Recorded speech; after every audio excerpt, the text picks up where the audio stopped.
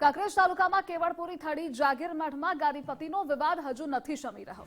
મહંત શંકરગીરી બાપુનું મઠમાંથી અપહરણ થતા ચકચાર મચી। શિહોરી પોલીસે અપહ્યત મહંત શંકરગીરીને મુક્ત કરાવ્યા।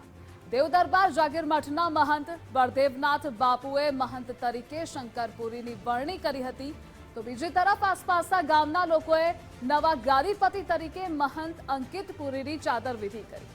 જો કે હવે આ મુદ્દે વિવાદ વધુ થઈ રહ્યો છે।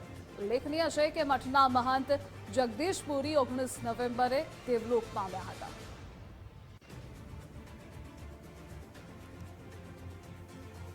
સંવાદદાતા કમલેશ જોડાયેલા છે। કમલેશ, આ આખો વિવાદ શું છે તે જણાવશો?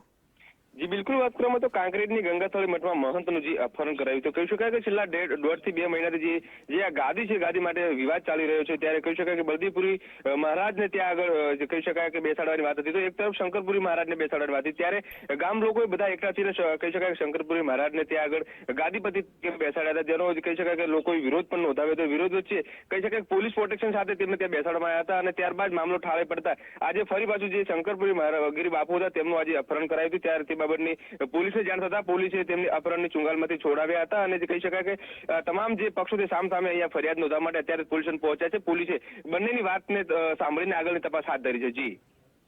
જી કમલેશ, જોડાવા બદલ આભાર આપનો।